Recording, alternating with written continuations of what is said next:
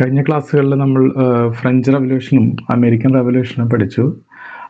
ഇന്ന് നമുക്ക് Russian revolution നോക്കാം. റഷ്യൻ റവല്യൂഷൻ ഒരു ആദ്യത്തെ കമ്മ്യൂണിസ്റ്റ് റവല്യൂഷനാണ്. ഇതിൽ ഒരു കാര്യം ഇപ്പോൾ റഷ്യൻ റവല്യൂഷനെ കുറിച്ച് സംസാരിക്കുമ്പോൾ പറയാറുള്ളത് എന്താ വെച്ച് കഴിഞ്ഞാൽ, anything happened in 20th century that really happened because of Russian revolution എന്ന് പറയാറുണ്ട്. നമ്മൾ 1900 മുതൽ ഏകദേശം 1991 വരെയുള്ള, അല്ലെങ്കിൽ 1900 മുതൽ 2000 വരെയുള്ള 20ാം നൂറ്റാണ്ട് എടുക്കുകയാണെങ്കിൽ അതിൽ നടന്ന എല്ലാ സംഭവങ്ങളുമായിട്ടും എങ്ങനെയെങ്കിലൊക്കെ റഷ്യൻ റവല്യൂഷൻ ബന്ധപ്പെട്ടിട്ടുണ്ടായിരിക്കും. ഇപ്പോൾ ഉദാഹരണത്തിന് ആദ്യം റഷ്യൻ റവല്യൂഷൻ തന്നെ ആദ്യമായിട്ട് ലോകത്തിലൊരു കമ്മ്യൂണിസ്റ്റ് റവല്യൂഷൻ വരുന്നു. അതുപോലെ തന്നെ അതിനുശേഷം ഇതിന് കൗണ്ടർ റവല്യൂഷണറി ആയിട്ട് ഒരുപാട് പ്രത്യയ ശാസ്ത്രങ്ങൾ യൂറോപ്പിൽ ഡെവലപ്പ് ചെയ്യുന്നു. ഉദാഹരണത്തിന് നാസിസം, അതേപോലെ ഫാസിസം പോലെയുള്ള പ്രത്യയ ശാസ്ത്രങ്ങൾ ഉണ്ടാകുന്നു. രണ്ടാം ലോക മഹായുദ്ധം ഉണ്ടാകുന്നു. അതിനുശേഷം കോൾഡ് വാർ ഉണ്ടാകുന്നു. അതിനുശേഷം USSR തകർന്ന് ഈ കമ്മ്യൂണിസ്റ്റ് റവല്യൂഷൻ്റെ എല്ലാ എസൻസും ഇല്ലാതായി. അവരൊക്കെ മുതലാളിത്ത രാജ്യങ്ങളിലേക്കോ മറ്റ് ജനാധിപത്യത്തിലേക്കോ മാറിപ്പോകുന്നു. അങ്ങനെ സംഭവ ബഹുലമായിട്ടുള്ള ഒരു നൂറ്റാണ്ടായിരുന്നു 20ാം നൂറ്റാണ്ട്. അതിലെ ഏറ്റവും പ്രധാനപ്പെട്ട ഒരു സംഭവമായിട്ട് ആണ് റഷ്യൻ റവല്യൂഷൻ കണക്കാക്കുന്നത്. അതിൻ്റെ ഏറ്റവും പ്രധാനപ്പെട്ട സിഗ്നിഫിക്കൻസ് എന്നുള്ളത് ഈ കമ്മ്യൂണിസ്റ്റ് റവല്യൂഷൻ, കമ്മ്യൂണിസം എന്ന് പറഞ്ഞ 1848 കമ്മ്യൂണിസ്റ്റ് മാനിഫെസ്റ്റോ മാർക്സ് എഴുതിയും അത് ലോകത്തിലാകെ തീപ്പൊരി പടർന്നു പിടിക്കണ പോലെ പടർന്നു പിടിക്കുകയെങ്കിലും കൂടി അതിൻ്റെ ഒരു എക്സ്പെരിമെന്റ് കൃത്യമായിട്ട് നടന്നില്ല. പാരീസ് കമ്മ്യൂണൊക്കെ ഉണ്ടായിരുന്നു, പക്ഷെ ഒറിജിനൽ ഒരു രാജ്യം മുഴുവൻ കമ്മ്യൂണിസത്തിലേക്ക് പോകുന്ന ഒരു സ്ഥലം ഉണ്ടായിരുന്നില്ല. അതിന് 20ാം നൂറ്റാണ്ട് വരെ വെയിറ്റ് ചെയ്യേണ്ടി വന്നു. അന്ന് നമ്മൾ ആദ്യം സംസാരിക്കുമ്പോൾ പറഞ്ഞിട്ടുണ്ടായിരുന്നു, മാർക്സ് പറയുന്ന രീതിയിലൊരു റവല്യൂഷൻ എങ്ങനെ നടക്കുന്നു. ആദ്യം ഫ്യൂഡലിസം ഉണ്ടാവും, ആ ഫ്യൂഡലിസത്തിന് ശേഷം ഇൻഡസ്ട്രിയലൈസേഷൻ വരും. അപ്പോൾ ഇൻഡസ്ട്രിയലൈസേഷനിൽ ഒരു ബൂർഷ റവല്യൂഷൻ നടക്കും. അതിനുശേഷം ഈ ബൂർഷ റവല്യൂഷന് ശേഷം ഇൻഡസ്ട്രി ഒരുപാട് കൂടി വരികയും വർക്കേഴ്സിൻ്റെ ഭൂരിപക്ഷം കൂടുകയും ചെയ്യും. ആ സമയത്ത് ഒരു സ്വാഭാവികമായ രീതിയിൽ എന്നുള്ള രീതിയിൽ റവല്യൂഷൻ ഉണ്ടാവും എന്നുള്ള രീതിയിൽ. അതായത് ഈവൻ ആംഡ് റവല്യൂഷൻ ആണെങ്കിൽ തന്നെ അത് വർക്കേഴ്സിന്റെ ഭൂരിപക്ഷത്തിൽ വർക്കേഴ്സ് ആയിരിക്കും നടത്തുക എന്നുള്ള ഒരു സിദ്ധാന്തമാണ് മാർക്സിനുണ്ടായിരുന്നത്. നമുക്ക് കാണാൻ പറ്റുന്ന ആകെ 3% വർക്കേഴ്സിന്റെ അവിടുത്തെ പങ്ക്. അതായത് 3% പോപ്പുലേഷൻ വർക്കേഴ്സ് ഉള്ളൂ. ബാക്കിയൊക്കെ ഈ പെസൻസ് ആണ് അവിടെ ഉള്ളത്. എന്നിട്ട് അവിടെ റവല്യൂഷൻ നടന്നു. അതെങ്ങനെ നടന്നു? അതിനാണ് അപ്പോൾ അവിടെ നടന്ന റവല്യൂഷനിൽ വേറൊരു വളരെ കരിസ്മാറ്റിക് ആയിട്ടുള്ള ഒരു വ്യക്തി അതിൽ പങ്കെടുത്തിട്ടുണ്ടായിരുന്നു. അദ്ദേഹത്തിൻ്റെ പേരും കൂടി ചേർന്നിട്ടുള്ളതാണ് ആ പ്രത്യയശാസ്ത്രത്തിൻ്റെ പേര്. അതിനാണ് മാർക്സിസ്റ്റ് ലെനിനിസ്റ്റ് പ്രത്യയശാസ്ത്രം എന്ന് പറയുന്നത്. അങ്ങനെയാണ് അവിടെ റവല്യൂഷൻ നടക്കുന്നത്. അപ്പോൾ അതിൻ്റെ ഡീറ്റെയിൽസ് നമുക്ക് നോക്കാം.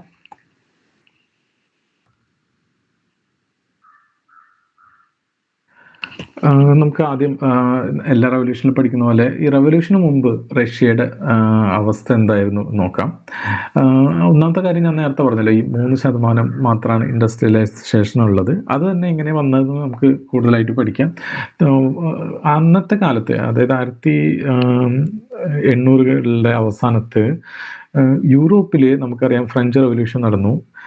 അതുപോലെ തന്നെ ബ്രിട്ടനിലെ റവല്യൂഷൻ, ഗ്ലോറിയസ് റവല്യൂഷൻ നടന്നു. അതിനുശേഷം ഉണ്ടായ ഒരുപാട് റിപ്പബ്ലിക്കൻ എക്സ്പെരിമെന്റ്സ് നമുക്കറിയാം. അപ്പോൾ യൂറോപ്പിൽ ഒരുവിധം എല്ലാ സ്ഥലത്തും ഈ അബ്സല്യൂട്ട് മൊണാർക്കി എന്ന് പറഞ്ഞ സംഭവം ഇല്ല. എവിടെയെങ്കിലുമൊക്കെ ഒരു പാർലമെന്റോ അല്ലെങ്കിൽ എത്തരത്തിലുള്ള ഒരു ലിമിറ്റഡ് മൊണാർക്കിയാണ് യൂറോപ്പിലുള്ളത്. യൂറോപ്പിൽ ആകെ കൂടി അബ്സല്യൂട്ട് മൊണാർക്കി ഉണ്ടായിരുന്ന സ്ഥലമാണ് റഷ്യ. റഷ്യയിൽ യാതൊരുവിധ ഇൻഡസ്ട്രിയലൈസേഷനും ഇല്ല. അങ്ങേയറ്റം മോശം അഗ്രികൾച്ചറാണ്. അഗ്രികൾച്ചറിൽ തന്നെ ഏറ്റവും ഇൻഎഫിഷ്യൻ്റ് ആയിട്ടുള്ള രീതിയിലാണ് അവർ അഗ്രികൾച്ചർ നടത്തിയിരുന്നത്. ഒരു പഴയ കാലം, അതായത് യൂറോപ്പ് എങ്ങനെയായിരുന്നു ഒരു 200 കൊല്ലം മുമ്പ്, അങ്ങനെയായിരുന്നു റഷ്യ ആ സമയത്ത്, ഈ 19ാം നൂറ്റാണ്ടിൻ്റെ അവസാന കാലത്ത്. വളരെയധികം റിപ്രഷൻ ആയിരുന്നു.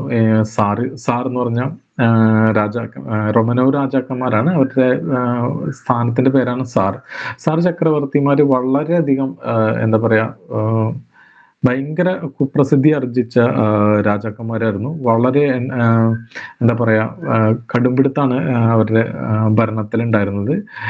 സെൻസർഷിപ്പ് ഇല്ല, അതുപോലെ തന്നെ ഒരു പൊളിറ്റിക്കൽ പാർട്ടിസിപ്പേഷൻ ഇല്ല, സംസാരിക്കാനുള്ള ഇതില്ല. എന്തെങ്കിലും തരത്തിലുള്ള എതിർപ്പുകൾ ഉണ്ടെങ്കിൽ അത് ഉരുക്കുമുഷ്ടി ഉപയോഗിച്ച് അത് അവരെ കീഴ്പ്പെടുത്തുക എന്നുള്ളതാണ് രീതി. അപ്പോൾ മനസ്സിലാവുമല്ലോ. ഇപ്പൊ ഇത്തരത്തില് ഒരു കോൺട്രാസ്റ്റ് ഓൾറെഡി നിലനിൽക്കുന്നുണ്ട് ഈ യൂറോപ്പുമായിട്ട്. അവർ തൊട്ടടുത്ത് കിടക്കുന്ന യൂറോപ്പിലെ ജനങ്ങൾ അനുഭവിക്കുന്ന സ്വാതന്ത്ര്യം, അതുപോലെ തന്നെ അവരുടെ എക്കണോമിക് കണ്ടീഷൻ ഒന്നും റഷ്യയിലില്ല. അപ്പൊ ജനങ്ങൾക്ക് ഇതൊക്കെ മനസ്സിലാവുന്നുണ്ട്. പുതിയ എഴുത്തുകാര്, നവോത്ഥാനം, ഇതൊക്കെ അവിടെ നടക്കുന്നുണ്ട്. ജനങ്ങൾക്ക് മനസ്സിലാവുന്നുണ്ട് ഇത് വലിയൊരു മോശം സിറ്റുവേഷനിലാണ് അവർ ജീവിക്കുന്നതെന്ന്. എന്നാൽ ഇതിനെതിരെ, ഈ സിസ്റ്റത്തിനെതിരെ പ്രവർത്തിക്കാൻ ഇവർക്ക് സാധിക്കുന്നില്ല. കാരണം അത്രയും വലിയൊരു അബ്സല്യൂട്ട് മൊണാർക്കിയാണ് അവർ ഭരിച്ചുകൊണ്ടിരിക്കുന്നത്. അപ്പോൾ അവർക്ക് എന്താ പറയാ, സോഷ്യൽ അൺട്രസ്റ്റ് ഉണ്ടെങ്കിലും അതൊരു വലിയൊരു ചേഞ്ചിലേക്ക് വരുന്നുണ്ടായിരുന്നില്ല ഈ 1800കളുടെ അവസാനത്തിലേക്ക്. പിന്നീട് നടന്ന ചില സംഭവ വികാസങ്ങൾ അവർക്ക് കുറച്ചുകൂടി ഈ ജീവിതത്തിൽ മാറ്റങ്ങൾ വരുത്താനും അതുപോലെ തന്നെ പൊളിറ്റിക്കൽ സിറ്റുവേഷൻ ചേഞ്ച് ആവാനും കാരണമായി. ആ സിറ്റുവേഷൻ എന്തായിരുന്നു എന്ന് നമുക്ക് നോക്കാം. ജസ്റ്റ് റഷ്യൻ എംപയറിനെ കുറിച്ച് പറയുകയാണെങ്കിൽ, ഇന്നും റഷ്യ ഏറ്റവും വലിയ രാജ്യമാണ്. കാണുന്നതാണ് ചിത്രം. ഇപ്പൊ നമുക്ക് നോക്കുകയാണെങ്കിൽ ഇപ്പൊ അലാസ്ക, ഇവിടെയാണ് അലാസ്ക എടുക്കുന്നത്. പിന്നീട് ഇവർക്ക് എന്താ പറയാ, അമേരിക്കയ്ക്ക് കൊടുക്കുന്നുണ്ട് ഈ സ്ഥലം. ഈ സ്ഥലം റഷ്യയുടെ ആയിരുന്നു ആദ്യം, ഇതിപ്പോ അമേരിക്കയിലാണ്. ഓക്കെ. അതുപോലെ തന്നെ ഇത് യൂറോപ്പിന്റെ ഈ എൻഡിലാണ് ഇവരുടെ ഒരു അതിർത്തി എടുക്കുന്നത്. പിന്നെ ഈ ഒരു അതിർത്തി എടുക്കുന്നത് ജപ്പാൻ ഒക്കെ ആയിട്ടുള്ള പസഫിക് സമുദ്രത്തിന്റെ ഭാഗത്തും. അപ്പൊ അത്രയും വലിയൊരു രാജ്യമാണ് റഷ്യ. പലതരത്തിലുള്ള നാഷണാലിറ്റീസ്, സ്ലാവുകള്, അതുപോലെ തന്നെ അവിടുത്തെ സെർബിയൻസ്, ഈ യൂറോപ്പിന്റെ ഈ ഏരിയയിൽ മുഴുവൻ പലതരത്തിലുള്ള എന്താ പറയാ പോപ്പുലേഷൻസ്, അവരുടെ വംശങ്ങൾ ഉണ്ടായിരുന്നു. അപ്പൊ ഈ ഏരിയ മുഴുവൻ, ഓക്കെ, ഇത് ഒറ്റ ഒരു രാജ്യമായിട്ടല്ല ഇവര് ഉള്ളത്. റഷ്യ എന്നുള്ള മീൻസ് രാജ്യം ഒറ്റ തന്നെ, പക്ഷെ ഇവരുടെ പലതരത്തിലുള്ള വർഗങ്ങള്, അവരുടെ സ്വന്തം അവരുടേതായിട്ടുള്ള ഒരു എന്താ പറയാ, ഒരു ഇൻഡിവിജ്വാലിറ്റി അല്ലെങ്കിൽ അവരുടെ ഐഡന്റിറ്റി ഉള്ള മനുഷ്യരാണ്. പല സമയത്തും വരുന്ന രാജാക്കന്മാർ ഇതിനൊക്കെ ഇല്ലാതാക്കി എല്ലാവർക്കും റഷ്യൻ ഭാഷ, റഷ്യൻ്റെതായിട്ടുള്ള എല്ലാ കാര്യങ്ങളും ഒരേപോലെ യുണീക്കായിട്ട് നടത്താനൊക്കെ നോക്കുന്നുണ്ട്. ഓക്കെ. അപ്പൊ ഇത്രയും വംശങ്ങളും എത്ര 100-ലധികം ഉള്ള ഭാഷകളും ഒക്കെയുള്ള ഒരു രാജ്യമാണ് റഷ്യ. അത് പിന്നീട് ഇവരുടെ ഡിസിൻറ്റഗ്രേഷൻ നടക്കുമ്പോഴും ഇതിന്റെ ഭാഗമായിട്ടാണ് അത് നടക്കുന്നത്. 1991 USSR തകരുമ്പോൾ അവരുടെ പോളിഷ് അല്ലെങ്കിൽ അതുപോലെ തന്നെ സ്ലാവുകളുടെ അവരുടെ ഐഡന്റിറ്റി അവർക്ക് കറക്റ്റായിട്ട് മെയിൻറ്റെയിൻ ചെയ്യാനാണ് അവർ ഈ USSR പോകുന്നത്. എക്കണോമിക്കൽ ഡിസ്ട്രസ് ഒരു വേറൊരു കാരണമാണ്, പക്ഷെ ഇതും വളരെ പ്രധാനപ്പെട്ട ഒരു കാരണമാണ്. സാർ ആണ് ഭരിച്ചിരുന്നത്. നിക്കോളാസ് രണ്ടാമനാണ് റെവല്യൂഷൻ നടക്കുമ്പോൾ അവരുടെ ഭരണാധികാരി. 1894 നിക്കോളാസ് രണ്ടാമൻ അദ്ദേഹത്തിന്റെ ഫാദറിൽ നിന്ന് ഇത് മീൻസ് സാറായത്. ഓക്കെ. അഗെയിൻ ഇത് പഴയ പോലെ തന്നെ believed he was an absolute ruler anointed by God.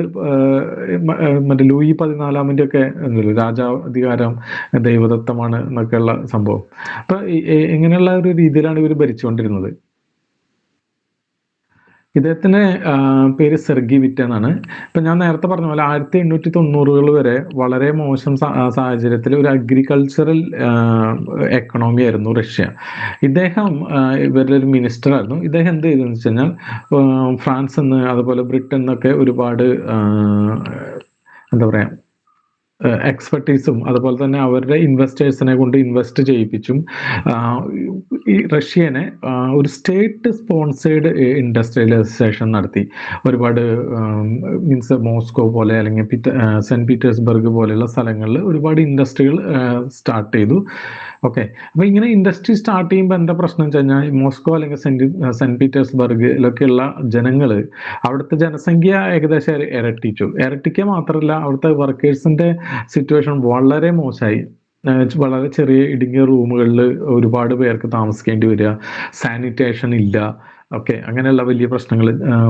എത്ര ജോലി ചെയ്തിട്ടും അവർക്ക് കൂലി കൃത്യമായിട്ട് കിട്ടുന്നില്ല, ചൈൽഡ് ലേബർ, ഇതൊക്കെ ഉണ്ടെങ്കിൽ കൂടി ഒരു ട്രേഡ് യൂണിയനോ അങ്ങനത്തെ സംഭവങ്ങളൊന്നും നടത്താനും ഇവർ സമ്മതിക്കുന്നില്ല. ഈ ഒരു അവസ്ഥയില് ഇപ്പൊ ഒരു തരത്തിലെ സ്റ്റേറ്റ് ന്റെ ഭാഗത്തുനിന്ന് ഇൻഡസ്ട്രി യൂറോപ്പിന്റെ രീതിയിലേക്ക് ഇൻഡസ്ട്രിയലൈസേഷൻ നടത്തിക്കൊണ്ടിരിക്കുമ്പോൾ സമയത്ത് തന്നെ വർക്കേഴ്സ് ഉണ്ടാവില്ല. അപ്പോൾ വർക്കേഴ്സ് ഉണ്ടാകുമ്പോൾ തന്നെ വർക്കേഴ്സിന്റെ പാർട്ടികൾ ഉണ്ടാവും. അത് പലതരത്തിലുള്ള മാർക്സിസ്റ്റ് ഫാക്ഷൻസ് ഉണ്ടായിട്ടുണ്ടായിരുന്നു അവിടെ. അപ്പോൾ ഈ 1898 മിൻസ്കിൽ വെച്ചിട്ട് ഒരു പാർട്ടി രൂപം കൊള്ളാണ് Russian social democratic labour party. ഈ പാർട്ടി എന്താണെന്ന് വെച്ച് കഴിഞ്ഞാൽ പലതരത്തിലുള്ള പാർട്ടികൾ ഒരുമിച്ച് ചേർത്തി, മാർക്സിസ്റ്റ് ഐഡിയോളജിയുള്ള എല്ലാ പാർട്ടികളും ഒരുമിച്ച് ചേർത്തിരുന്ന ഒരു പാർട്ടി ആയിരുന്നു ഇത്. ഇപ്പൊ നമ്മുടെ കോൺഗ്രസിനെ എടുത്താലും INC അത് തന്നെയല്ലേ ചെയ്തത്. പല സ്ഥലങ്ങളിലും പല പ്രസ്ഥാനങ്ങളുണ്ട്. അവർ ഒറ്റയ്ക്ക് ഈ ബ്രിട്ടീഷ് സാമ്രാജ്യത്തിനോട് എതിരിടുമ്പോൾ അതിൻ്റെ ഒരു കൃത്യമായിട്ടുള്ള ഒരു ഓർഗനൈസേഷൻ ആവുന്നില്ല. അതുകൊണ്ടാണ് നമ്മൾ ഇന്റർനാഷണൽ കോൺഗ്രസ് രൂപപ്പെടുത്തിയത്. പല SN ബാനർജിയുടെയും അതുപോലെ പല ആൾക്കാരുടെയും സംഘടനകൾ ഈ INC ലയിച്ചിട്ടാണ് ഇന്റർനാഷണൽ കോൺഗ്രസ് നമ്മൾ ഉണ്ടാക്കുന്നതും പിന്നീട് അതിലേക്ക് മറ്റ് പാർട്ടികൾ ലയിക്കുന്നു. അതുപോലെ തന്നെ ഒരു പാർട്ടിയാണ് ഇത്. മാർക്സിസ്റ്റ് ഐഡിയോളജിയിലുള്ള മറ്റ് പല പാർട്ടികളെയും ലയിപ്പിച്ചുകൊണ്ടുണ്ടായതാണ് Russian social democratic labour party. ഇവര് ഫസ്റ്റ് കോൺഗ്രസ് ഞാൻ പറഞ്ഞില്ല മിൻസ്കിലാണ് നടന്നത്. ഇപ്പൊ അത് ഉക്രൈന്റെ ഭാഗമാണെന്ന് തോന്നുന്നു, എനിക്ക് കൃത്യമായിട്ട് അറിയില്ല. രണ്ടാമത്തെ കോൺഗ്രസ് നടന്നത് 1903 ഇതെന്താ സംഭവിച്ചത്? ഈ കോൺഗ്രസിലാണ് ഈ Russian social democratic and labour party split ആവുന്നത്. ബോൾഷെവിക്സും മെൻഷെവിക്സും. ഓക്കെ, ബോൾഷെവിക്സിന്റെ ലീഡർ ലെനിനാണ്.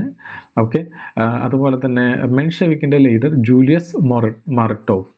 ഓക്കെ, ഇത് സ്പ്ലിറ്റ് ആയതെന്ന് വിചാരിച്ചു കഴിഞ്ഞാൽ ബോൾഷെവിക്സ് പറയുന്നത്, ഓക്കെ, ഇവിടെയാണ് ഈ മാർക്സിസ്റ്റ് ലെനിനിസ്റ്റ് തത്വം വീണ്ടും വരുന്നത്. ലെനിൻ നമുക്കറിയാലോ, ആക്ച്വലി മാർക്സിന്റെ ഒരു രീതിയിലുള്ള വിപ്ലവം വരാൻ ആദ്യം ബൂർഷ റവല്യൂഷൻ നടക്കും. അതായത് ഇൻഡസ്ട്രിയൽ ഓണേഴ്സ്, ക്യാപിറ്റൽ ഓണേഴ്സ്, ക്യാപിറ്റലിസ്റ്റുകൾ, ഇവരൊക്കെ, അതുപോലെ പെറ്റി ബൂർഷാസ്, ഈ ലോയേഴ്സ്, അതുപോലെ തന്നെ അത്തരത്തിലുള്ള കുറച്ച് സാധാരണ കൂടുതൽ വരുമാനമുള്ള വലിയ വലിയ ഉദ്യോഗസ്ഥന്മാർ, ഇവരൊക്കെ ചേർന്നിട്ട് ഒരു റവല്യൂഷൻ നടത്തും. അതിനുശേഷം ഇൻഡസ്ട്രി ഡെവലപ്പ് ആവാൻ തുടങ്ങും. അങ്ങനെ ഇൻഡസ്ട്രി ഡെവലപ്പായി വർക്കേഴ്സ് മെജോറിറ്റിയിൽ വരുന്ന ഒരു സമയത്ത് ആണ് റവല്യൂഷൻ നടക്കുക. റഷ്യയുടെ സ്ഥിതി എടുത്ത് കാണിക്കുകയാണെങ്കിൽ ഇൻഡസ്ട്രി എന്ന് പറഞ്ഞു കഴിഞ്ഞാൽ വളരെ കുറച്ച് സിറ്റികളിൽ കേന്ദ്രീകരിച്ചിട്ടാണ്. ഞാൻ നേരത്തെ പറഞ്ഞ സെന്റ് പീറ്റേഴ്സ്ബർഗില് അല്ലെങ്കിൽ മോസ്കോയില് ഒക്കെ കേന്ദ്രീകരിച്ചിട്ടാണ്. മൊത്തം റഷ്യയുടെ ജനസംഖ്യ എടുത്തു നോക്കുമ്പോൾ അവർ ഒരു 3% വരുന്നുള്ളൂ. ഈ ഒരു 3% ജനങ്ങൾക്ക് നിങ്ങൾക്ക് എന്തായാലും വിപ്ലവം നടത്താൻ പറ്റില്ല. അത് മാത്രമല്ല, പെസൻസ് ഒരു സമയത്തും വിപ്ലവത്തിലേക്കുള്ള അവർക്ക് അങ്ങനെ വിപ്ലവം നടത്താനുള്ള ശേഷി ഇല്ല എന്നാണ് മാർക്സിന്റെ ഒക്കെ ഒരു നിലപാട്. അപ്പം ലെനിൻ എന്ത് ചെയ്തെന്ന് വെച്ച് കഴിഞ്ഞാൽ, ലെനിൻ പറയുന്നത്, ഓക്കെ, നിങ്ങൾ എല്ലാവർക്കും ഈ റഷ്യൻ ഡെമോക്രാറ്റിക് പാർട്ടിയിലെ മെമ്പർഷിപ്പ് കൊടുക്കരുത്. മെമ്പർഷിപ്പ് കൊടുക്കുന്ന ആൾക്കാരനെ ഒരു വാൻഗാർഡ് ആർമി ഉണ്ടാക്കാൻ പ്രത്യേകം ട്രെയിൻ ചെയ്യാൻ പറ്റുന്ന വളരെ ഏബിൾ ആയിട്ടുള്ള വിപ്ലവത്തിന് ലീഡ് ചെയ്യാൻ പറ്റുന്ന ആൾക്കാരാവണം. അതായത് നേരത്തെ മാർക്സിന്റെ അഭിപ്രായ പ്രകാരം വർക്കേഴ്സ് ആണ് റെവല്യൂഷൻ നടത്തുക. പക്ഷെ ലെനിന്റെ അഭിപ്രായ പ്രകാരം പാർട്ടിയാണ് റെവല്യൂഷൻ നടത്തുക. ഓക്കെ, പാർട്ടി റെവല്യൂഷൻ നടത്തണമെങ്കിൽ എന്ത് ചെയ്യണം? പാർട്ടിയിൽ ഉള്ളിൽ അതിൽ ഏബിൾ ആയിട്ടുള്ള വളരെ ഡിസിപ്ലിൻഡ് ആയിട്ടുള്ള സെൻട്രലി കമാൻഡ് കൊടുക്കാൻ പറ്റുന്ന അത്രയും ഡിസിപ്ലിൻഡ് ആയിട്ടുള്ള ആൾക്കാർ വേണം. ഓക്കെ, പക്ഷെ മാറട്ടോവിന്റെ മെൻഷെവിക്കിന്റെ അഭിപ്രായത്തിൽ അങ്ങനത്തെ അല്ല. കാരണം ജനപ്രതിനിധികൾ വേണം, ജനങ്ങളുമായിട്ട് സംവദിക്കുന്ന ആൾക്കാർ വേണം, അതുപോലെ ജനങ്ങളുടെ ശബ്ദമാണ് വേണ്ടത്. അല്ലാതെ പാർട്ടി ഒരു തിയറി, ഒരു സിദ്ധാന്തം ആരോ പറഞ്ഞിട്ടുണ്ട് അതിനനുസരിച്ച് നമ്മൾ അത് ചലിപ്പിക്കാൻ വേണ്ട മെഷീനറി ആയിട്ട് ജനങ്ങളെ മാറ്റുന്നതിന് പകരം ജനങ്ങളുടെ അഭിപ്രായത്തിനനുസരിച്ചുള്ള ഒരു ഭരണം വേണം എന്നുള്ള, അതായത് സാധാരണ ജനങ്ങൾ അവർക്കിപ്പോൾ അവരുടെ ജീവൻ കൊടുക്കാനോ അല്ലെങ്കിൽ യുദ്ധം ചെയ്യാനോ ഒന്നും താല്പര്യമില്ലാത്ത സാധാരണ മനുഷ്യന്മാരുണ്ടല്ലോ, അവരെ കൂടി പാർട്ടിയിൽ ഉൾപ്പെടുത്തണം എന്നാണ് മെൻഷെവിക്ക് പറയുന്നത്. മെൻഷെവിക്ക് എന്ന് പറഞ്ഞു കഴിഞ്ഞാൽ ന്യൂനപക്ഷമാണെന്നും ബോൾഷെവിക് എന്ന് പറഞ്ഞു കഴിഞ്ഞാൽ ഭൂരിപക്ഷമാണെന്ന് നിങ്ങൾക്കറിയാലോ. അതും മാത്രമല്ല, ഈ പാർട്ടി സ്പ്ലിറ്റ് ചെയ്യുമ്പോൾ ബോൾഷെവിക്കിലാണ് ന്യൂനപക്ഷം ഉണ്ടായിരുന്നത്. അതും നിങ്ങൾക്ക് അറിയാമെന്ന് വിചാരിക്കുന്നു. അതായത് ബോൾഷെവിക് എന്ന് പറഞ്ഞാൽ ഭൂരിപക്ഷം എന്ന് പറഞ്ഞാൽ നമ്മൾ പെട്ടെന്ന് ആരെങ്കിലും വിചാരിക്കരുത് അതിൽ അവർ ഭൂരിപക്ഷമായിരുന്നു, അല്ല, ഒരു ന്യൂനപക്ഷമായിരുന്നു. ഇത് ഇവരുടെ ഒരു എഡിറ്റോറിയൽ ബോർഡ് ഉണ്ട്. ആ എഡിറ്റോറിയൽ ബോർഡിലേക്ക് ആദ്യം എലക്ഷൻ നടക്കുമ്പോൾ അവിടെ ഈ ബോൾഷെവിക്സിന് ഭൂരിപക്ഷം കിട്ടി, ഇസ്രയേൽ. ഓക്കെ, അപ്പൊ വീണ്ടും ആ നെയിമിംഗ് കൺവെൻഷൻ കണ്ടിന്യൂ ചെയ്തു എന്ന് മാത്രമേ ഉള്ളൂ. അതല്ലാതെ ഈ പറഞ്ഞ ലെനിന്റെ ഐഡിയോളജിയോട് താല്പര്യം ഉള്ള ആൾക്കാരെക്കാൾ കൂടുതൽ താല്പര്യം ഇല്ലാത്ത ആൾക്കാരായിരുന്നു. ഓക്കെ, ഇത് പഠിക്കുന്നുണ്ട് ബോൾഷെവിക് മെൻഷെവിക്. ഈ വർഷവും നിങ്ങൾ ഓർമ്മിച്ച് വെച്ചോളൂ, 1903. ബാക്കിയൊന്നും അത്ര ഇമ്പോർട്ടൻ്റ് അല്ല. മിൻസ്കിലാണ് ഇത് സ്റ്റാർട്ട് ചെയ്തത്, അതൊന്നും ചോദിക്കാൻ വലിയ സാധ്യതയില്ല. പക്ഷെ ഇത് ഇടയ്ക്കിടയ്ക്ക് ഓരോ ഇതിന്റെ കാര്യങ്ങൾ ചോദിക്കാറുണ്ട്, സ്പ്ലിറ്റ് നടക്കുന്നതും. Okay, RS laid foundation for the Russian Revolution. Bolshevik faction eventually evolved into the Communist Party after seizing the power at 1917. അതും അറിയാം. ഈ ബോൾഷെവിക് പിന്നീട് 1912 ഇപ്പോൾ ഒരേ പാർട്ടി തന്നെയാണ്. ഇപ്പൊ നമ്മൾ ആലോചിക്കുമ്പോൾ നമ്മുടെ ഇതിൽ സൂറത്ത് സ്പ്ലിറ്റ് നടക്കുന്നത് അറിയാലോ അല്ലേ, 1907 മറ്റോ. ആ സമയത്തിന് ശേഷം പിന്നെ 1916 മറ്റോ, കറക്റ്റ് ഇയർ ഞാനിപ്പോൾ ഓർക്കുന്നില്ല, ഞാനത് നോക്കിയിട്ടില്ല. 1907 സൂററ്റ് സ്പ്ലിറ്റും 1916 രണ്ട് വിഭാഗങ്ങൾ ചേരുകയാണ് ചെയ്യുന്നത്. പക്ഷെ റഷ്യയിൽ എന്താ സംഭവിക്കുന്നത് വെച്ച് കഴിഞ്ഞാൽ ഇവര് 1903 സ്പ്ലിറ്റ് ആവുന്നുണ്ട്. അതിനുശേഷം 1912 വേറെ വേറെ പാർട്ടി ആയിട്ട് മാറുകയാണ് ചെയ്യുന്നത്. ഓക്കെ, എന്നിട്ട് ഈ ബോൾഷെവിക് പാർട്ടിയാണ് പിന്നീട് കമ്മ്യൂണിസ്റ്റ് പാർട്ടി ഓഫ് റഷ്യ എന്നുള്ള പേരിൽ പിന്നീട് വരുന്നത്. The RSLDP played a crucial role in shaping Russian revolutionary movement, leading the downfall of the Tsarist regime and establishment of Soviet Russia. ഈ പാർട്ടി ഇതിലെ പിന്നെ സോഷ്യൽ ഡെമോക്രാറ്റുകൾ ഇവർ കണ്ടിന്യൂസ് ആയിട്ടുള്ള റവല്യൂഷനും ഭയങ്കര റൈറ്റ്സും ഒക്കെ നടത്തുന്നുണ്ട്. അതുപോലെ ഈ ആദ്യത്തെ റവല്യൂഷൻ ഒക്ടോബറിൽ 1917 2 റവല്യൂഷൻ ഉണ്ട്. അതിൽ ആദ്യത്തെ റവല്യൂഷൻ നടത്തുന്നത് ഈ ആദ്യത്തെ മെൻഷെവിക്കിന്റെ തന്നെ പല പിന്നീട് ഒരുപാട് പാർട്ടികളൊക്കെ ആയിട്ട് മാറുന്നുണ്ട്, സോഷ്യൽ ഡെമോക്രാറ്റുകളും. അതുപോലെ തന്നെ മൊത്തം ജനങ്ങളുടെ ഒരു പ്രാതിനിധ്യത്തിന്റെ ഇതിലാണ്. എന്നാൽ രണ്ടാമത്തെ റവല്യൂഷൻ നടത്തുന്നത് ബോൾഷെവിക്ക് മാത്രം ഒറ്റയ്ക്കാണ്. ഓക്കെ, അപ്പോൾ നമ്മൾ ആദ്യം പഠിച്ചു റഷ്യയുടെ സിറ്റുവേഷൻ. ഹലോ, കേൾക്കുന്നില്ലേ?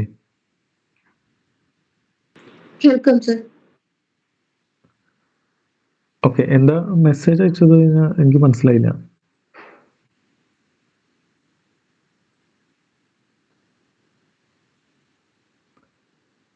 LKG കുട്ടി എന്താ മെസ്സേജ് അയച്ചത്?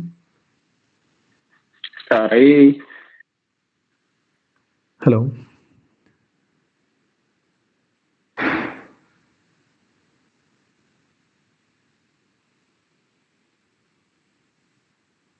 പറയുന്നുണ്ടോ? എന്താ ഉദ്ദേശിച്ചത്?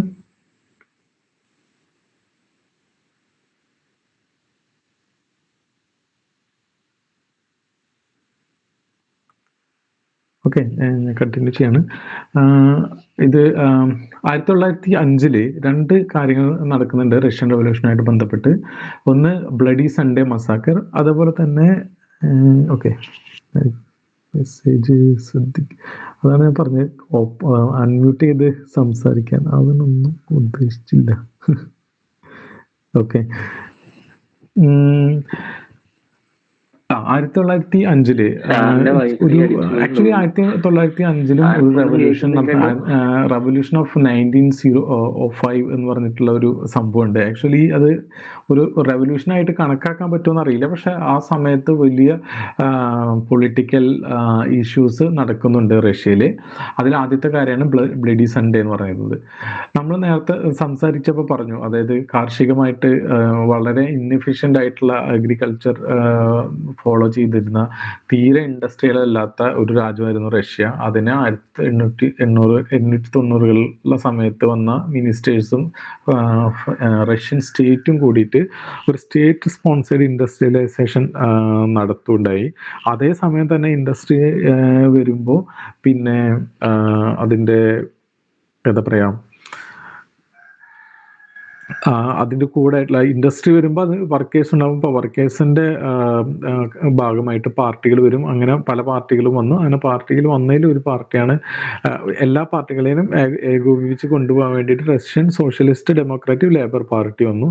അത് 1903 സ്പ്ലിറ്റായി ബോൾഷെവിക്സും മെൻഷെവിക്സും. ഓക്കെ, ഇതിനുശേഷം 1905 എന്ത് സംഭവിക്കുന്നു വെച്ച് കഴിഞ്ഞാൽ ഈ വർക്കേഴ്സിന്റെ പ്രോബ്ലംസ് പറയാൻ വേണ്ടിയിട്ട് ഒരു പെറ്റീഷൻ തയ്യാറാക്കിയിട്ട് ജോർജ് ഗപ്പോൺ വന്നിട്ട്, ഇദ്ദേഹം ഒരു ഓർത്തഡോക്സ് പ്രീസ്റ്റ് ആയിരുന്നു.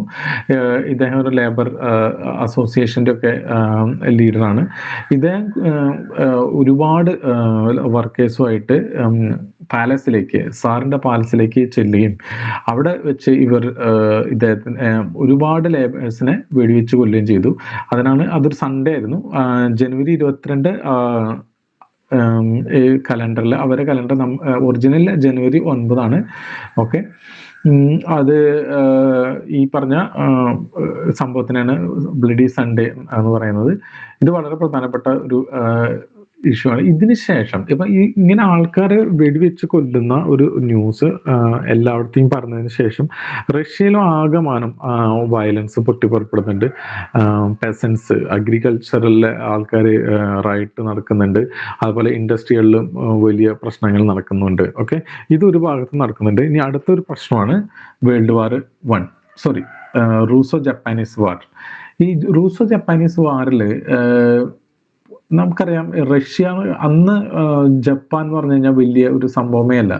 ഓക്കെ, ഈ ജപ്പാൻ ആ സമയത്ത് ഇവരുടെ ഈ ഒരു സ്ഥലമുണ്ട്, ഈ മഞ്ചൂരിയ, അതുപോലെ തന്നെ കൊറിയ, ഈ സ്ഥലം ഇവർ ഒരു ഡിസ്പ്യൂട്ടഡ് ഏരിയ ആയിരുന്നു. ഈ സ്ഥലത്തിന് വേണ്ടിയിട്ട് ഒരുപാട് ഡിസ്കഷൻസ് ഇവർ നടത്തുന്നുണ്ട് ജപ്പാൻ റഷ്യയുമായിട്ട്. പക്ഷെ റഷ്യ ഒരു തരത്തിലുള്ള നെഗോസിയേഷനും തയ്യാറായില്ല. അപ്പോൾ ജപ്പാനെ സംബന്ധിച്ചിടത്തോളം യുദ്ധമല്ലാതെ വേറൊരു ഓപ്ഷനും ഇല്ലാതെ വന്നു. അങ്ങനെ റഷ്യയുമായിട്ട് ഈ ചെറിയൊരു രാജ്യം, അന്നത്തെ കാലത്ത് ജപ്പാൻ ഒരു ഏഷ്യൻ രാജ്യമാണ്, വളരെ ചെറിയ രാജ്യമായിട്ടാണ് കൺസിഡർ ചെയ്തിരുന്നത്. ഇവർ യുദ്ധം നടത്തി.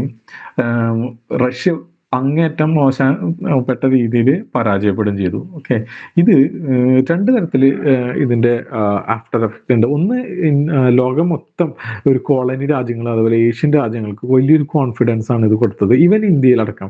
അതിനുശേഷം ഇന്ത്യയിൽ ഒരുപാട് എന്താ പറയാ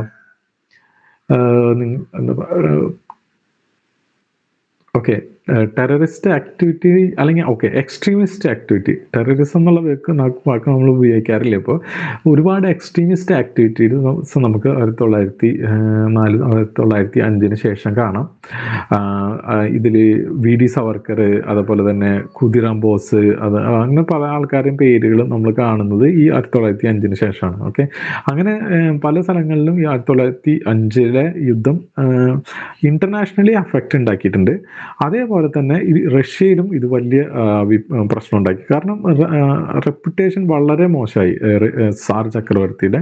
അത് മാത്രമല്ല, യുദ്ധം ഉണ്ടാകുമ്പോൾ സാധാരണക്കാരന് എത്രയോ പട്ടാളക്കാരാണ് അവിടെ പോയി മരിക്കുന്നത്. അപ്പം അതുകൊണ്ട് അവരുടെ ഒരു പാട്രിയോട്ടിസത്തിന് വലിയ ഡാമേജ് ഇതിൽ സംഭവിക്കുന്നുണ്ട്. ഓക്കെ, ഈ രണ്ട് സംഭവങ്ങൾ, ബ്ലഡി സൺഡേ മസാക്കറും അതേപോലെ തന്നെ റൂസോ ജപ്പാനീസ് വാറിന് ശേഷം, ഓക്കെ, ഇത് നമ്മൾ പറഞ്ഞാണ്. സാർ ചക്രവർത്തി മനസ്സില്ലാ മനസ്സോടെ ഒരു പാർലമെന്റ് ഉണ്ടാക്കാൻ സമ്മതിക്കുകയാണ്. അതിന്റെ പേരാണ് ഡ്യൂമ. ഓക്കെ, ഈ ഡ്യൂമ എന്ന് പറഞ്ഞു കഴിഞ്ഞാൽ തെരഞ്ഞെടുത്ത ഒരു സംഭവം എന്നല്ല, റഷ്യൻ നോബിൾസിലെല്ലാം കൂടിയിട്ട് ഒരു പാർലമെന്റ്, അങ്ങനെ ഒരു പാർലമെന്റ് ഉണ്ടാക്കാൻ സമ്മതിച്ചു. അത് പക്ഷെ ഇദ്ദേഹത്തിന്റെ ഒരു എന്താ പറയുക, വളരെ ലിമിറ്റഡ് ആയിട്ടുള്ള പവറാണ് ഉണ്ടായിരുന്നത്. ഡ്യൂമ തന്നെ ഒരു 3 തവണ ഇദ്ദേഹം ഈ 1917 മുമ്പ് പിരിച്ചുവിട്ടിരുന്നു. ഈവൻ ഇത് സ്റ്റാർട്ട് ചെയ്ത് 10 ആഴ്ചക്കധികം വീണ്ടും ഡ്യൂമ പിരിച്ചുവിടുന്നുണ്ട്. വളരെ ചെറിയ ഒരു ലിമിറ്റഡ് ആയിട്ടുള്ള ഒരു എന്താ പറയാ, ഒരു അധികാരം ജനങ്ങൾക്ക് കൊടുക്കാൻ. ഈ 905 റവല്യൂഷൻ കാരണം സാർ ചക്രവർത്തിമാര് തയ്യാറാവുന്നുണ്ട്. ഓക്കെ, ഈ ഡൂമ പഠിച്ചു വെക്കണം കേട്ടോ. ഡൂമ തുടങ്ങുന്നത് 1905 ഒക്ടോബർ മാനിഫെസ്റ്റോ എന്ന് പറഞ്ഞിട്ട് ഉള്ള ഒരു ഇതുണ്ട്. ഈ സാർ ചക്രവർത്തിയുടെ ഒക്ടോബർ മാനിഫെസ്റ്റോ പ്രകാരമാണ് first met in May of 1906. Russian ഈ 1905 റവല്യൂഷൻ കാരണം എന്തൊക്കെ സംഭവിച്ചു എന്ന് നോക്കാം. ഒന്ന്, ഡൂമ multi party system, Russian constitution of 1906 ഇതൊന്നും ഉണ്ടായില്ല. പക്ഷെ അത്തരത്തിലുള്ളൊരു എന്താ പറയാ മാനിഫെസ്റ്റോയിൽ ഇങ്ങനത്തെ കാര്യങ്ങളൊക്കെ ഉണ്ടായിരുന്നു. Fundamental laws of 1906 which functioned as a constitution. ഇനി അതിന്റെ limitations, limited power of Duma, failed to replace tsarist autocracy. ഈ ഡ്യൂമ വന്നാലും ഡ്യൂമയ്ക്ക് സാർ റിജീമിനെ റീപ്ലേസ് ചെയ്യാനുള്ള കഴിവൊന്നും ഉണ്ടായിരുന്നില്ല. കാരണം എന്താണെന്ന് വെച്ച് കഴിഞ്ഞാൽ ഈ സാർ തന്നെയാണ് ഇത് ഉണ്ടാക്കിയത്. Okay, set stage for future upheavals. After ഇത് 1905 റഷ്യൻ റവല്യൂഷൻ ഡ്രസ് റിഹേഴ്സൽ എന്നാണ് പറയുന്നത്. ഗ്രേറ്റ് ഡ്രസ് റിഹേഴ്സൽ എന്നാണ് പറയുന്നത്. അടുത്ത് ഇനി വരാൻ പോകുന്ന റവല്യൂഷൻ്റെ ഒക്കെ ഒരു ഡ്രസ് റിഹേഴ്സൽ ആയിട്ട് നമ്മൾ 1905 റഷ്യൻ റവല്യൂഷനെ കാണുന്നുണ്ട്. Okay, revolution was a backlash against the corrupt, incompetent and uncaring autocracy of Tsarist regime. Was a serious anti-Tsarist actions, strikes, protest actions. ഇത് ഞാൻ നേരത്തെ പറഞ്ഞല്ലോ, മീൻസ് ബ്ലഡി സൺഡേക്ക് ശേഷം ഒരുപാട് നിരന്തരമായിട്ട് ഒരുപാട് കലാപങ്ങളും സമരങ്ങളും ഒക്കെ റഷ്യയിൽ ഇറങ്ങിയിരുന്നുണ്ട്. ഒരുപാട് വയലന്റ് ആയിട്ടുള്ള ഇതാണ്. അതുപോലെ തന്നെ ഈ ജപ്പാനീസ് യുദ്ധത്തിന്റെ ശേഷം മിലിറ്ററിയിൽ തന്നെ വലിയ മ്യൂട്ടിനി ഉണ്ടാവുന്നുണ്ട്.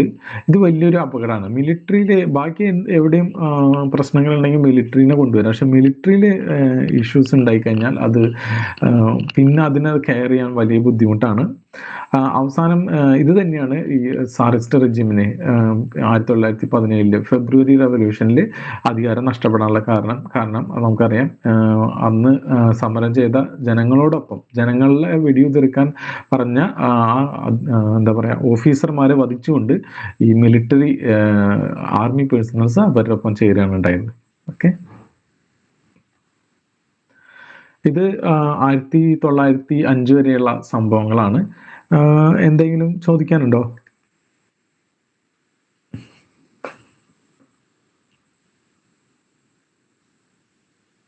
അതെ, മുന്നൊരുക്കം എന്ന് ചിലപ്പോൾ ഉദ്ദേശിച്ചത് ഈ ഡ്രസ് റിഹേഴ്സലിന്റെ ട്രാൻസ്ലേഷൻ ആയിരിക്കും.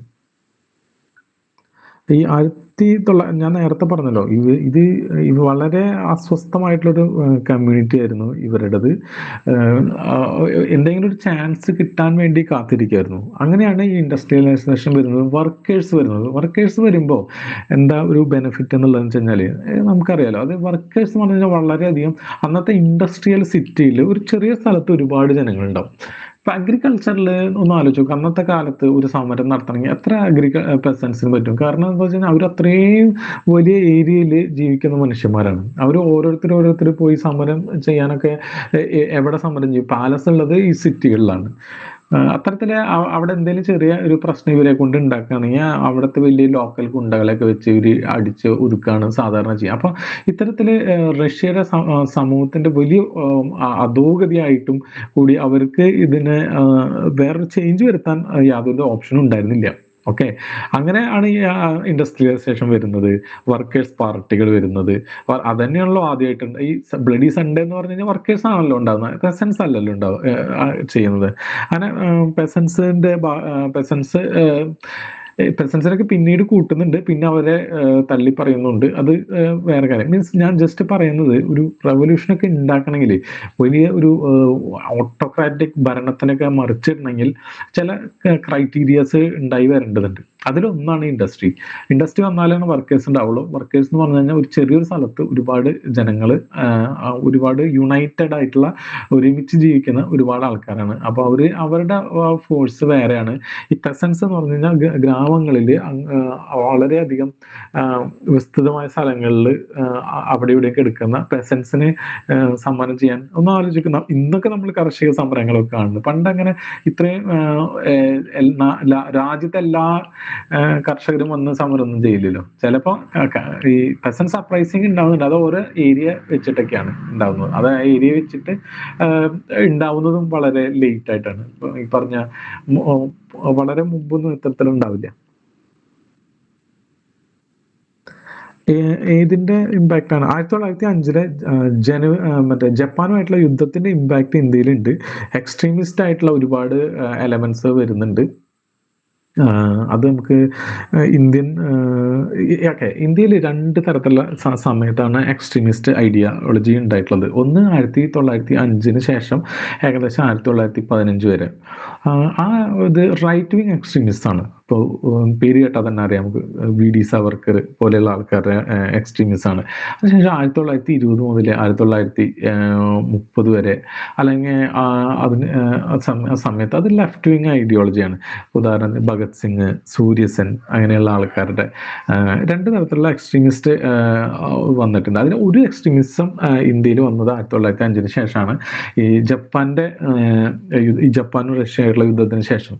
അത് മാത്രമാണോ കാരണം ചോദിച്ചാൽ അത് മാത്രമല്ല, അത് ഇവിടെ പഠിക്കാനുള്ളതല്ല.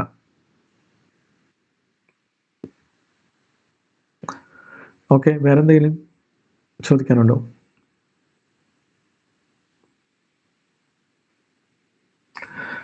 ഓക്കെ, അപ്പൊ നമ്മൾ 1905 നേരെ 1914 പോവാണ്. കാരണം ഇവിടെയാണ് ആക്ച്വൽ റെവല്യൂഷൻസ് നടക്കുന്നത്. 1914 വേൾഡ് വാർ സ്റ്റാർട്ട് ചെയ്യുന്നു. 15 സ്ഥിതി വളരെ മോശമാകുന്നു. 15, 16, 17 കൂടിയിട്ട് ഫെബ്രുവരി റവല്യൂഷൻ നടക്കുന്നു. അതിനുശേഷം അതേ വർഷം തന്നെ വേറൊരു റവല്യൂഷൻ, ഒക്ടോബർ റവല്യൂഷൻ നടക്കുന്നു. ഓക്കെ, അപ്പോൾ വേൾഡ് വാർ 1 എന്ന് പറഞ്ഞു കഴിഞ്ഞാൽ ഏറ്റവും പ്രധാനപ്പെട്ടായിട്ട് നമുക്ക് വേൾഡ് വാറിൽ ആഫ്റ്റർ എഫക്റ്റ് എന്ന് പറഞ്ഞു കഴിഞ്ഞാൽ കുറെ രാജ്യങ്ങൾ എന്താ പറയാ, ഡൈനാസ്റ്റികൾ ഇല്ലാതായി. അതിന് മലയാളം ഡൈനാസ്റ്റിയുടെ മലയാളം രാജ്യങ്ങൾ എന്നുണ്ട്. ഓക്കെ, ഇംഗ്ലീഷ് തന്നെ ഉപയോഗിക്കുക. ഡൈനാസ്റ്റികൾ ഇല്ലാതായി. ഒന്ന് ജർമ്മൻ ഡൈനാസ്റ്റിയാണ്. ഓക്കെ, ഇത് ആ സമയത്ത് രാജാവായിരുന്നു ജർമ്മനിയിൽ ഭരിച്ചിരുന്നത്, വില്യം രണ്ടാമനോ മറ്റോ. പിന്നെ ആസ്ട്രിയ ഹംഗറി, ഈ സ്ഥലം ഇല്ലാതായി. ആസ്ട്രിയ ഹംഗറി എന്ന് പറഞ്ഞിട്ട് ഒരു രാജ്യം, വലിയ രാജ്യമായിരുന്നു. ഇപ്പൊ നിങ്ങൾക്ക് നോക്കിയാൽ തന്നെ അറിയാം, ഈസ്റ്റേൺ യൂറോപ്പിലെ ഏറ്റവും വലിയൊരു രാജ്യമായിരുന്നു.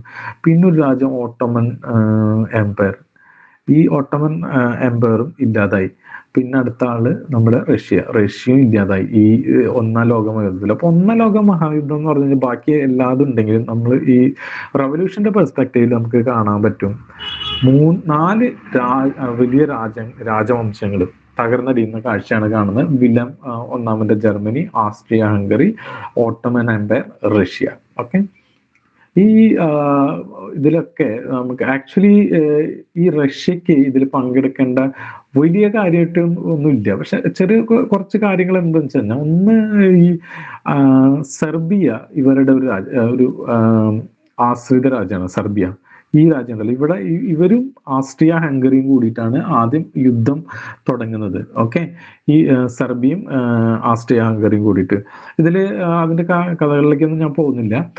അപ്പൊ റഷ്യക്ക് ആക്ച്വലി വേണമെങ്കിൽ ഈ സെർബിയനെ ഒഴിവാക്കാമായിരുന്നു. അവരുടെ സ്വന്തം കാര്യം നോക്കിയിട്ട് അവരുടെ ഇന്റേണൽ ആയിട്ടുള്ള പ്രശ്നങ്ങൾ നോക്കിയിട്ട് നിൽക്കായിരുന്നു. പക്ഷെ റഷ്യ എന്ത് ചെയ്തു? റഷ്യ സെർബിയക്ക് സപ്പോർട്ട് പ്രഖ്യാപിച്ചു. ജർമ്മനി ഓസ്ട്രിയ ഹംഗറിക്ക് സപ്പോർട്ട് പ്രഖ്യാപിച്ചു. പിന്നീട് ഫ്രാൻസ് ഇതേപോലെ ഇതിൽ എന്തോ കാരണം കൊണ്ട് ഇടപെട്ടു. ഇതിന്റെ ഇടയിൽ കിടക്കുന്ന സ്ഥലമുണ്ടല്ലോ ബെൽജിയം. ഈ ബെൽജിയത്തിന്റെ ഉള്ളിൽ കൂടെ എന്ത് ചെയ്തു? ജർമ്മനി ഇങ്ങോട്ട് മിലിറ്ററി കൊണ്ടുപോയി. ഓക്കെ. അപ്പൊ ഈ സ്ഥലം ന്യൂട്രൽ കൺട്രി ആയിരുന്നു. ഈ ബെൽജിയത്തിലെ കൂടെ മിലിറ്ററി പാസേജ് ഉണ്ടാക്കിയ ഒറ്റ കാരണം കൊണ്ട് എന്ത് ചെയ്തു, ഗ്രേറ്റ് ബ്രിട്ടനും കൂടി ഇതിൽ ഇടപെട്ടു. അപ്പോൾ ആക്ച്വലി ജർമ്മനി റഷ്യ തുടങ്ങുമ്പോഴേ തന്നെ ഉണ്ടായിരുന്നു, സെർബിയക്കൊപ്പം മുന്നേ പറഞ്ഞത്. ആ സെർബിയക്ക് ഇവരെടുത്ത് നേരിട്ട് യുദ്ധം ചെയ്യാനുള്ള ആത്മവിശ്വാസം കൊടുത്തന്നെ റഷ്യയാണ്. ഓക്കെ. അപ്പോൾ അങ്ങനെ മൊത്തം എന്ത് ചെയ്തു, ഇവിടുത്തെ എല്ലാ രാജ്യങ്ങളും ഇതിന്റെ ഇടയിൽ പെട്ടു. അപ്പൊ റഷ്യക്ക് ആദ്യം വിചാരിച്ച പോലെ അല്ലായിരുന്നു. യുദ്ധം തുടങ്ങി വന്നപ്പോൾ ജർമ്മനി എതിരായി, ആസ്ട്രിയ ഹംഗറി എതിരായി, അതുപോലെ ഓട്ടോമൻ ടർക്സ് എതിരായി. ഓക്കെ. ഈവൻ ഫ്രാൻസ്, ബ്രിട്ടൻ പോലെയുള്ള രാജ്യങ്ങൾ ഇവർ റഷ്യക്ക് സപ്പോർട്ടിന് ഉണ്ടായിരുന്നെങ്കിലും ഒന്നും ആലോചിച്ചു, ഈ ഈസ്റ്റേൺ ഫ്രണ്ടിൽ റഷ്യയുടെ വെസ്റ്റേൺ ഫ്രണ്ടാണിത്. ഈ സ്ഥലത്ത് മുഴുവൻ യുദ്ധം വരാനിരിക്കുകയാണ്. ഓക്കെ. ഈ സ്ഥലത്ത് മുഴുവൻ ഇവർക്ക് യുദ്ധം വരാനിരിക്കുകയാണ്. അതിൽ റഷ്യയുടെ ആർമി എന്ന് പറഞ്ഞു കഴിഞ്ഞാൽ നമ്മൾ കണ്ടു, ഇൻഡസ്ട്രി അവർക്ക് കൃത്യമായിട്ട് നല്ലൊരു ഇൻഡസ്ട്രി ഇല്ല. അഗ്രികൾച്ചർ അങ്ങനെയാണ്, വളരെ മോശം അഗ്രികൾച്ചറാണ്. അപ്പൊ എങ്ങനെയാണ് ഇവർക്ക് നല്ലൊരു ആർമി ഉണ്ടാവുക? ജർമ്മനിയെ പോലെ, അല്ലെങ്കിൽ ജർമ്മനിയാണ് ഇപ്പൊ എതിരായിട്ടുള്ളത്. ഈ ബ്രിട്ടനിലും ഫ്രാൻസിലൊക്കെ ഇൻഡസ്ട്രിയലൈസേഷൻ വരുന്നതിന്റെ അതേ സമയത്ത് തന്നെ ജർമ്മനിയിൽ ഇൻഡസ്ട്രിയലൈസേഷൻ വന്നു. അവർ വലിയൊരു അഡ്വാൻസ്ഡ് ആർമി ആയിട്ട് മാറി. ഈ റഷ്യ ഇപ്പൊ തുടങ്ങണേ ഉള്ളൂ. അവര് 1890-കളിൽ ഇൻഡസ്ട്രിയിലേക്ക് കാലെടുത്ത് വെച്ചിട്ടുള്ളൂ. അപ്പൊ ഇത്രയും അഡ്വാൻസ്ഡ് ആയിട്ടുള്ള ഒരു ആർമിയിലെടുത്ത് റഷ്യ പോയി കഴിഞ്ഞാൽ എങ്ങനെയായിരിക്കും? വലിയ ബുദ്ധിമുട്ടായിരിക്കും. അത് തന്നെ ഉണ്ടാവും ചെയ്തു. ഈ റഷ്യയില് ഒരു നേരാവണ്ണം ബൂട്ട് പോലും ഇല്ല. അവര് തുണിയൊക്കെ കെട്ടി വെച്ചിട്ടാണ്, കാൽമ കെട്ടി വെച്ചിട്ടാണ് ഇവരെടുത്ത് യുദ്ധം ചെയ്യുന്നത്. ഇവരാണെങ്കിലോ അത്രയും പെർഫെക്റ്റ് ഇൻഡസ്ട്രിയൽ സൊസൈറ്റിയാണ്. ഇവരെടുത്ത് മുട്ടി നിൽക്കാൻ റഷ്യക്ക് പറ്റില്ല. ഓക്കെ. അത് തന്നെ സംഭവിച്ചു. അതെങ്ങനെയാണെന്ന് നമുക്ക് നോക്കാം. ഓക്കെ. അതിനു മുമ്പ് ഓക്കെ, ഈ റഷ്യയില് യുദ്ധം ചെയ്ത് ആദ്യത്തെ ഒരു വർഷത്തിന് അകം തന്നെ ഒരുപാട് മില്യൺ കണക്കിന് മിലിറ്ററി പേഴ്സണൽസ് മരിക്കായിരുന്നു. അപ്പൊ രാജാവ് എന്ത് ചെയ്തു? രാജാവ് പറഞ്ഞു, ഞാൻ നേരിട്ട് കമാൻഡ് ഏറ്റെടുക്കാന്ന് പറഞ്ഞിട്ട് രാജാവ് ഇവിടെ പോയി, വാർ ഫ്രണ്ടിൽ പോയി. ആ സമയത്ത് രാജാവ് അദ്ദേഹത്തിന്റെ ഭാര്യയായിട്ടുള്ള അലക്സാണ്ട്രയ്ക്കാണ് ഭരണത്തിന്റെ ചുമതല കൊടുത്തത്. ഇത് റഷ്യയിൽ ഇന്റേണലി വലിയ വിഷയങ്ങൾക്ക് കാരണമായി. കാരണം അലക്സാണ്ട്രിയ ഒരു ജർമ്മൻ ബോൺ ലേഡിയാണ്, യുദ്ധം ചെയ്തുകൊണ്ടിരിക്കുന്നത് ജർമ്മനി ആയിട്ടാണ്. അത് അങ്ങനെ ഒരു കാരണം. പിന്നെ ഈ റാസ്പുട്ടിൻ എന്ന് പറഞ്ഞ ആള് ഒരു മന്ത്രവാദിയാണ്. മൂപ്പര് അത്ഭുതകരമായിട്ടുള്ള, ഇപ്പൊ നമ്മുടെ നാട്ടിൽ ഇപ്പോഴും ഉണ്ടല്ലോ അങ്ങനത്തെ ആൾക്കാർ, രോഗം മാറ്റുന്ന ആള് എന്ന് പറഞ്ഞിട്ട് ചെന്നു. ഈ പയ്യൻ അലക്സിസ് എന്നാണ് എൻ്റെ പേര്. ഈ പയ്യന് ഹിമോഫീലിയ ഉണ്ടായിരുന്നു. എന്തോ ചെയ്ത് ഇത് മാറ്റി ഈ റാസ്പുട്ടിൻ. അതിനുശേഷം രാജാവിനായാലും ശരി, രാജ്ഞിക്കായാലും ശരി, വലിയ വിശ്വാസമായി ഈ റാസ്പുട്ടിന്. റാസ്പുട്ടിൻ എന്ത് ചെയ്തു? ആ വിശ്വാസം മുതലെടുത്തുകൊണ്ട് എന്താ പറയാ, രാജകാര്യങ്ങളിലും ഭരണത്തിനും കാര്യമായിട്ട് ഇടപെടാൻ തുടങ്ങി. ഓക്കെ. അങ്ങനെ ഇടപെടുമ്പോൾ എന്താ സംഭവം എന്ന് വെച്ച് കഴിഞ്ഞാൽ, ഈ റഷ്യയിലെ തന്നെ നോബിൾസിനും അരിസ്റ്റോക്രാറ്റ്സിനും ഇവർ രണ്ടാളുടെയും ഭരണം താല്പര്യപ്പെട്ടില്ല. അങ്ങനെ ഇത് മാത്രമല്ല, ജനങ്ങൾ പൊതുവെ പറയുന്നത് ഈ സാറീന അലക്സാണ്ട്ര ജർമ്മൻ സ്പൈ ആണെന്നും റാസ്പുട്ടിൻ ജർമ്മൻ സ്പൈ ആണെന്നും പറഞ്ഞ് ഇത് ഒരു കംപ്ലീറ്റ് കൊളാപ്സിലേക്ക് പോയിക്കൊണ്ടിരിക്കുകയാണ്. ഒന്ന്, ജനങ്ങൾക്ക് നോക്കൂ, നമ്മൾ ഫ്രഞ്ച് റവല്യൂഷനിൽ നമ്മൾ പഠിച്ചു, എത്രയൊക്കെയാണെങ്കിലും ഒരുപാട് ജനങ്ങൾക്ക് അവർക്ക് രാജാവിന് ഇതുണ്ടായിരുന്നു, രാജാവിനോട് ലോയൽ ആയിട്ടുള്ള ഒരുപാട് ആൾക്കാരുണ്ടായിരുന്നു. മീൻസ് അതിന് മുമ്പ് അതിന് കൂടുതൽ രാജാവിന്റെ ഏറ്റവും ലെജിറ്റിമസി എന്ന് പറഞ്ഞാൽ അവരോട് ലോയൽ ആയിട്ടിരിക്കുക. അവരൊരു എന്താ പറയാ, വളരെ നല്ല രീതിയിൽ ധാർമ്മികമായിട്ടാണ് രാജ്യം ഭരിക്കുക എന്നുള്ള ജനങ്ങളുടെ ഒരു വിശ്വാസമാണ് ആക്ച്വലി ഈ രാജഭരണത്തിലേക്ക് കൊണ്ടുപോകുന്നത്. ഇവര് അലമ്പാണ്, അല്ലെങ്കിൽ ഇവർ ഭയങ്കര മോശമാണ്, വേറെ എന്തൊക്കെയോ കള്ളത്തരങ്ങൾ ഇവർ കയ്യിലുണ്ടെന്ന് ഒരു സംശയം. അത് ശരിയോ തെറ്റോ എന്നുള്ളത് രണ്ടാമത്തെ വിഷയം. അങ്ങനെ സംശയം ജനങ്ങൾക്ക് വന്നു കഴിഞ്ഞാൽ ആ ലെജിറ്റിമസി അധികം നാള് നിലനിൽക്കില്ല. Okay. Terrible loss in war 1915 ഈ യുദ്ധം ഒരുപാട് കാഷ്വാലിറ്റീസ് ഉണ്ടാക്കി. Corrupt military leadership had contempt of ordinary Russian people, chaos and disintegration of Russian army, massive defeat in battle of Tannenberg. Okay. ഈ വേറൊരു പ്രശ്നം എന്ന് വെച്ച് കഴിഞ്ഞാൽ ഇദ്ദേഹം പോയി യുദ്ധം ചെയ്തു. മറ്റുള്ള സമയത്ത് വേറെ ഏതെങ്കിലും കമാൻഡറാണ് മിലിറ്ററി മെയിൻറ്റെയിൻ ചെയ്യുന്നത് വെച്ച് കഴിഞ്ഞാൽ ആൾക്കാർക്ക് അപ്പം ഈ രാജാവിന് തന്നെ അയാളെ കുറ്റം പറയാം. ഓക്കെ, ഇപ്പൊ ഇദ്ദേഹം നേരിട്ട് പോയിട്ടാണ് അവിടെ യുദ്ധം ചെയ്യുന്നത്. അപ്പൊ എന്ത് തോൽവിക്കും നേരിട്ടുള്ള ഉത്തരവാദി ഇദ്ദേഹം തന്നെയായിരിക്കും, നിക്കോളാസ് രണ്ടാമനായിരിക്കും. മാത്രമല്ല അതിൽ മിലിറ്ററിയിൽ ഒരു വലിയ ഒരു ഡിസ്കഷൻ വന്നതെന്ന് ഇദ്ദേഹത്തിന് സാധാരണ മനുഷ്യരുടെ ജീവനില്ല, സാധാരണ റഷ്യൻ പട്ടാളക്കാരുടെ ജീവനിൽ ഒരു വാല്യൂ ഇല്ലാത്ത രീതിയിലാണ് ഇദ്ദേഹത്തിന്റെ യുദ്ധം. അപ്പോൾ അത് വീണ്ടും ഇദ്ദേഹത്തിന് വലിയ പ്രശ്നങ്ങൾ ഉണ്ടാക്കി. അങ്ങനെ ഇമ്പീരിയൽ ഗവൺമെന്റ് കൊളാപ്സ് ആയി. അതിനുശേഷം തിരിച്ച് വീണ്ടും അദ്ദേഹം വാർ ഫ്രണ്ട് വിട്ടിട്ട് 1915 തിരിച്ചു വന്നു. Alexander and Rasputin throw the government into chaos. Alexander and other high government official accused of treason.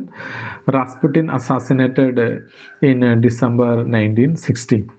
On verge of starvation and freezing to death, complete mismanage of wartime economy. Complete mismanage, the industrial production plummeted, inflation and starvation were rampant, and the cities were often overflowing refugees. They became hotbed of political activism. This was ignited by serious food shortages in March 1917, especially in St. Petersburg. Soldiers and civilians starving. ഇപ്പോ ശരിക്കും ഒരു situation വരികയാണ് റവല്യൂഷനിൽ. Complete ആർമിയായിട്ടുള്ള ഇവരുടെ ഒരു rigid army ഇല്ല. ആർമിയിൽ തന്നെ mutiny നടന്നുകൊണ്ടിരിക്കുന്നു. അവരുടെ മോറിൽ കംപ്ലീറ്റ് ഡാമേജ് വന്നു. എക്കണോമി കംപ്ലീറ്റ് കൊളാപ്സ് ആണ്. അതേപോലെ തന്നെ രാജാവിന്റെ ലെജിറ്റിമസി കംപ്ലീറ്റ് ആയിട്ട് പോയി, ഈ റാസ്പുട്ടിനും അലക്സാണ്ടറും ഒക്കെ കാരണം. അത് മാത്രമല്ല അദ്ദേഹത്തിന്റെ ഈ വാർ ഫ്രണ്ടിലേക്കുള്ള എടുത്തുചാട്ടം കാരണം അതും അദ്ദേഹത്തിന്റെ കംപ്ലീറ്റ് ലെജിറ്റിമേഷൻ പോയി. ജനങ്ങൾ പട്ടിണി കൊണ്ട് റിഫ്യൂജീസ് ആണ്. അതുപോലെ തന്നെ പട്ടിണി കൊണ്ട് മരിക്കാനുള്ള ഒരു സിറ്റുവേഷനിലാണ് ഫുഡ് ഷോർട്ടേജ് കാരണം. ഇപ്പോൾ കംപ്ലീറ്റ് ആയിട്ട് ഈ ഒരു സമയത്ത് ആണ് പിന്നീട് റവല്യൂഷൻസ് നടക്കുന്നത്. ഇത് നമുക്ക് നാളെ എടുക്കാം, തിങ്കളാഴ്ച എടുക്കാം. തിങ്കളാഴ്ച കൊണ്ട് നമുക്ക് ഈ 2 റവല്യൂഷനും കംപ്ലീറ്റ് ചെയ്യാന്ന് വിചാരിക്കുന്നുണ്ട്. എന്തെങ്കിലും ഡൗട്ട്സ് ഉണ്ടോ ഇതുവരെ സംസാരിച്ചാല്? അൺമ്യൂട്ട് ചെയ്തിട്ട് പറയൂട്ടോ. നിങ്ങൾ ടൈപ്പ് ചെയ്തിട്ട് ഒരുപാട് സമയം എടുക്കും, ഞാൻ ചിലപ്പോൾ ശ്രദ്ധിക്കൂല. ഡൂമോ പാർലമെന്റ് എത്ര കാലഘട്ടം ഉണ്ടായിരുന്നു? ഡൂമ ആക്ച്വലി ഇവര് ഇതാക്കുന്നുണ്ടെങ്കിലും ഡിസ്പേഴ്സ് ചെയ്യുന്നുണ്ടെങ്കിലും അത് പിന്നീട് വരുന്നുണ്ട്. ആക്ച്വലി 1917 ഫെബ്രുവരി റവല്യൂഷനിൽ ഇമ്പീരിയൽ ഗവൺമെന്റ് സാർ ചക്രവർത്തി അബ്ഡിക്കേറ്റ് ചെയ്യുമ്പോൾ ഡൂമയ്ക്കാണ് ആക്ച്വലി പ്രൊവിൻഷ്യൽ ഗവൺമെന്റ് ആയിട്ട് ചാർജ് കൊടുക്കുന്നത്. അങ്ങനെ ഡൂമയാണ് പിന്നീട് പ്രൊവിഷണൽ ഗവൺമെന്റ് ആയിട്ട് മാറുന്നത്. അപ്പോൾ 1905 ഇവര് അനൗൺസ് ചെയ്തു, ഒക്ടോബർ മാനിഫെസ്റ്റോ വഴി അനൗൺസ് ചെയ്തു. 1906 നിലവിൽ വന്നു. 1917 വരെ ഡൂമ നിലനിൽക്കുന്നുണ്ട്. Okay sir. വേറെന്തെങ്കിലും?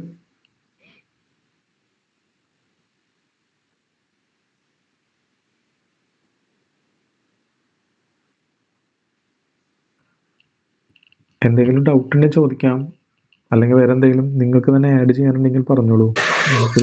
ലാസ്റ്റ് സാറ് പറഞ്ഞില്ലേ പാട്ട്, അതൊന്നുകൂടെ പറയാവോ? ഏതാണ് സാർ ലാസ്റ്റ് പറഞ്ഞില്ലേ ഇപ്പൊ പോവർട്ടി ഒക്കെ വന്നു, ആ ഒരു ഏരിയ പറഞ്ഞില്ലായിരുന്നല്ലേ? അതായത് 1914 ഒന്നാം ലോക മഹായുദ്ധം തുടങ്ങിയതിന് ശേഷം എന്ത് സംഭവിച്ചു റഷ്യയിൽ എന്നുള്ളതാണ്. ഒന്ന്, രാജാവിന്റെ ലെജിറ്റിമസി ഇല്ലാതായി. അതിന്റെ കാരണം 2 കാരണങ്ങളാണുള്ളത്. ഒന്ന്, നിക്കോളാസ് രണ്ടാമൻ വാർ ഫ്രണ്ടിൽ പോയി അദ്ദേഹം തന്നെ കമാൻഡർ ഇൻ ചീഫായി. അപ്പോൾ കമാൻഡർ ഇൻ ചീഫായിട്ട് യുദ്ധം ജയിക്കുകയാണെങ്കിൽ അദ്ദേഹത്തിന് ഇരട്ടി പേരായിരിക്കും. പക്ഷെ എന്തുണ്ടായത്? നേരെ തിരിച്ചാണ് ഉണ്ടായത്. അദ്ദേഹത്തിന് കൂടുതൽ കൂടുതൽ യുദ്ധങ്ങൾ തോൽക്കേണ്ടി വരികയാണ് ചെയ്യുന്നത്. മാത്രമല്ല ഈ ആർമിയുടെ മുറയിൽ നിലനിർത്താൻ ഇദ്ദേഹത്തിന് സാധിച്ചില്ല. പിന്നെ അടുത്ത പ്രശ്നം ഈ പറഞ്ഞ ഈ രാജാവ് അവിടെ യുദ്ധം ചെയ്യുമ്പോൾ ഈ ഭരണകാര്യങ്ങൾക്ക് ഏൽപ്പിച്ചത് അലക്സാണ്ട്രയാണ്. അലക്സാണ്ട്രയുടെ സ്ഥിതി എന്തായിരുന്നു? റാസ്പുട്ടിൻ ഇവരുടെ ഭരണകാര്യങ്ങളിൽ ഇടപെടുന്നു എന്നുള്ള ഒരു അപശ്രുതി, മാത്രമല്ല ഇവര് സ്പൈസ് ആണെന്നും ട്രീസൺ ആണെന്നും ജർമ്മനിക്ക് വേണ്ടിയിട്ട് പണിയെടുക്കുന്ന ആൾക്കാരാണ് ഇവരുള്ളതെന്നും പൊതുവെ ജനങ്ങളിൽ പ്രചരിച്ചു. ഓക്കെ, അപ്പൊ ആ രാജാവിന്റെ ലെജിറ്റിമസിയുടെ പ്രശ്നമുണ്ട്. വാർ ടൈം എക്കണോമി വളരെ മോശമായിരുന്നു. എന്താ പറയാ, ഇൻഫ്ലേഷൻ, അതുപോലെ തന്നെ ഭക്ഷണം കിട്ടാനില്ല, ഇൻഡസ്ട്രിയൽ പ്രൊഡക്ഷൻസ് ഇഷ്യൂസ് ഉണ്ടായി. ഓക്കെ, അങ്ങനെ ഒരു പ്രശ്നം.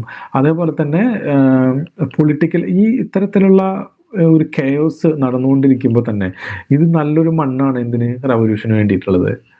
ഓക്കെ, അതാണ് ഞാൻ ഉദ്ദേശിച്ചത്. അതാണോ ചോദിച്ചത്? സാർ അത് തന്നെയായിരുന്നു. Okay, thank you sir.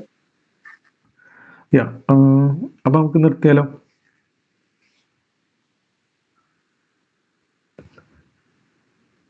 ചോദിക്കാനില്ലെങ്കിൽ നമുക്ക് സ്റ്റോപ്പ് ചെയ്യാം. ഓക്കെ എന്നാ.